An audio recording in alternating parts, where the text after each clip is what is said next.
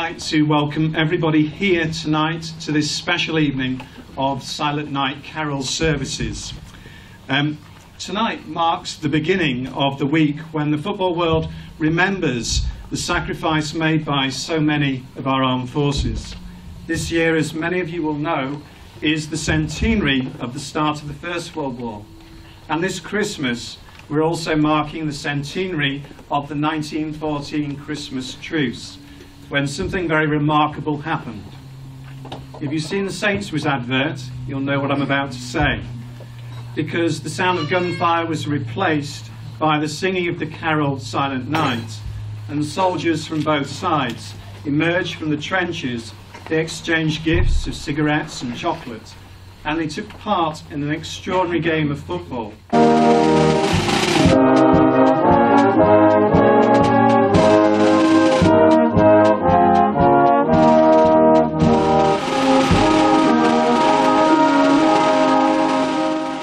William Setchfield, a soldier from Newark, reached France with his regiment, the Royal Warwickshires.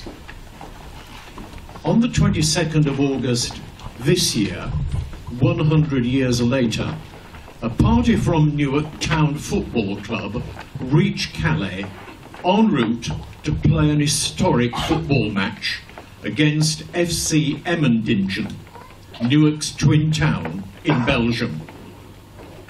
It recreated, symbolically, the Christmas Day truce when German soldiers emerged from the trenches, hands up, singing Silent Night. And an impromptu football match followed between the German and Allied soldiers. Legend has it that William Setchfield kicked it off. And I'm going to ask the coach, David Issett, who was the coach for the game, to come forward, and he's going to tell us something about it. What we couldn't prepare them for was the emotion of going through, seeing things like this. Like Colin just said, just the mass scale of it, walking past graves, and probably 1 in 3 grave was, it said, like, could not be named. So these are graves which got bodies there, obviously, and these people couldn't be named. So yeah, a lot of the players, you had a lot of big characters there, but these big characters did show their emotion quite a lot. So it was a big for them, really. So they learned a lot.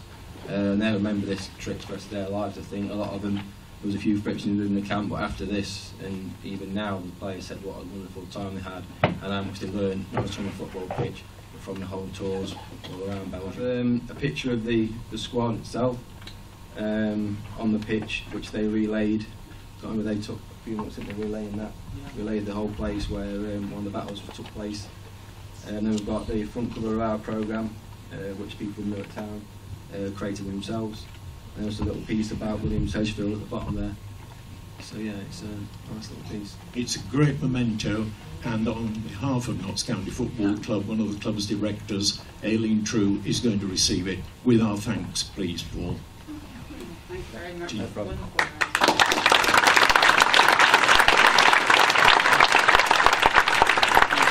Notts County have got some emergency loan signings tonight, Sean, that you probably didn't know about.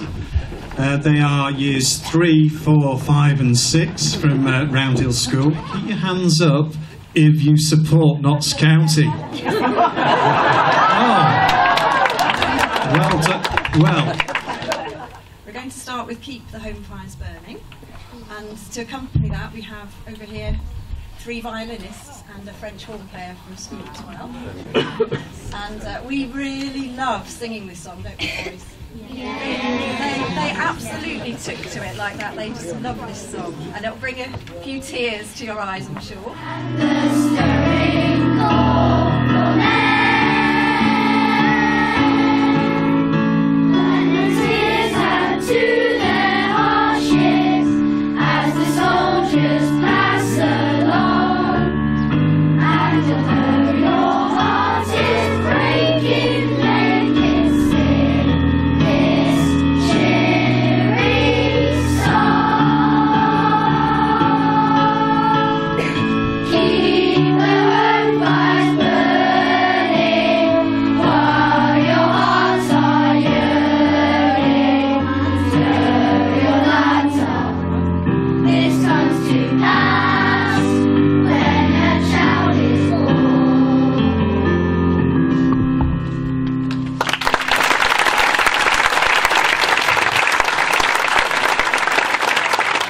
those days, Caesar Augustus issued a decree that a census should be taken of the entire Roman world, and everyone went to their own town to register.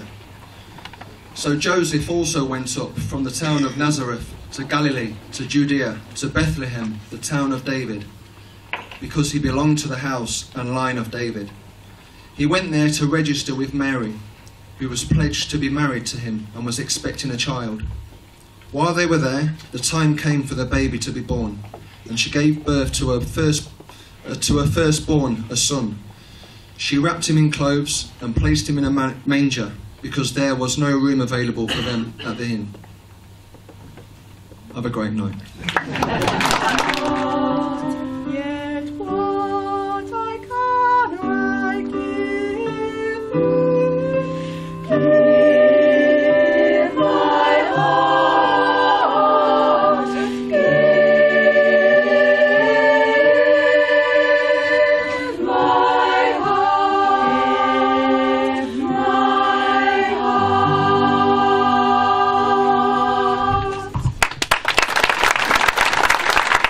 Really stressful life for you, isn't it? It's stressful. You never know what day is going to be the same, what's going to happen next, but we're all in the same boat. We just pull together. We're all there for each other. I think most of us actually wouldn't get married to a soldier if they didn't know what they were getting married to. So don't marry a school, do you? I think everyone just takes it in the stride, really. A lot of people do cope really well, other people don't cope well at all. So that's one of the really fundamental things about having a choir, because it's brought a lot of the wives together, and we all support each other through thick and thin. We're not just military wives, we're all friends, and we all actually care quite dearly for each other. So it's really nice. Silver bells all seem to say, throw cares away. Christmas is here, bringing good cheer to young and old. Ding on the bell, ding dong ding dong, that is the song. Ring, ring, ring, no caroling. One seems to hear words of good cheer from everywhere, filling the air. Oh, how the bells rise in the sound, a little dance, a little chant. Gay, merry, while people sing songs of good cheer. Christmas is here. Merry, merry, merry, merry Christmas. Merry, merry, merry, merry Christmas. Ding on they stand on with the wind. Ding every home. On they stand on their toes to every. Very near the end of the First World War, the Notts County centre half, Arthur Clamp, who had made some 300 appearances for the club, lost his life at the age of 34. And I'm delighted that we are joined tonight by his grandson. Ladies and gentlemen, please welcome Steve Clamp. Fought in the last few months, and if he'd only managed to survive a couple of months, he would have come back alive and, you know, lived to tell the tale. But yeah, he died towards the end, and the more I researched it for ITV News, the more you got involved and really started to understand the sacrifice that these people made. It was very emotional, but very rewarding, because I feel I learned so much about my family. And thanks to many people in this room for helping me research it. There was a lot of people who chipped in with bits of information and did a bit of digging for me, and actually made my job very easy. So it was great to find out what these people gave. Professional footballers, can you imagine? Professional footballers having to go and fight for their country. When Jesus was born in Bethlehem, his mother found nowhere to stay, apart from the cave at the back of the inn, the cave where the animals live. When I was born in Mozambique, my mother had lost her home. It was swept away in the terrible floods, the torrents of water and foam. Heavy and weary she climbed a tree. For 3 nights she stayed awake, and kept her hold on a rain-swept branch. She said it was for my sake. When Jesus was born in Bethlehem, a star moved across the sky, and angels appeared to the shepherds at night, singing glory to God on high. When I was born in Mozambique, an airman stretched out his arm.